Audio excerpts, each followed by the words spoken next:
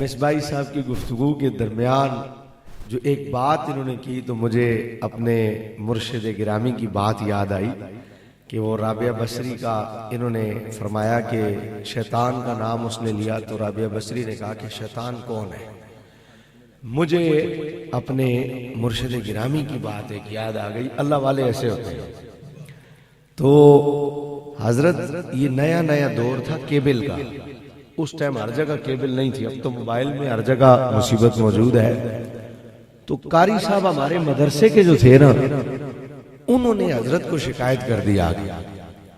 انہوں نے کہا پیر صاحب سے کہ حضور یہ مدرسے کے بچے کیبل دیکھتے ہیں. نیا کیبل آیا تھا اور کہیں ہوتا تھا. مدرسے کے بچے جی کیبل دیکھتے ہیں.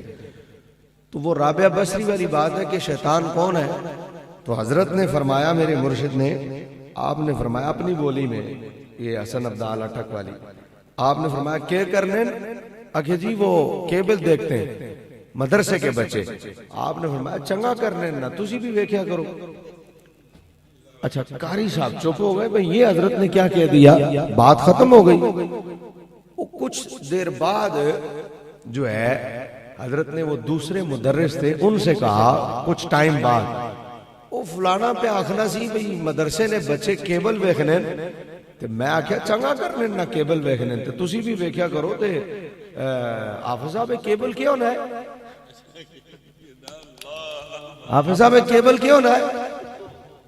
اس نے کہا حضور ایک کیبل تے فلمہ چلنیاں.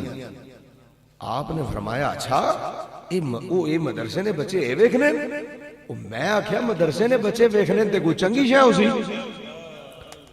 تو بات مجھے مصباحی صاحب کی گفتگو سے یاد آئی کہ اللہ والے اتنے انعماق کے ساتھ دین کی طرف راغب ہوتے ہیں کہ انہیں دنیا کا پتہ ہی نہیں ہوتا. ایک کیبلہ, اب یہ بات جو مصباحی صاحب نے کی ہے, بھئی قرآن تو سا کتنی باری پڑھیا ہے ویکھیا ہے آج, تے موبائل فیس بک کتنی باری ویکھی ہے. تو مجھ سمیت ہم سب اپنا حال دیکھیں تو لازمی بات ہے صفر تو ہے, کم تو بڑا خراب ہے.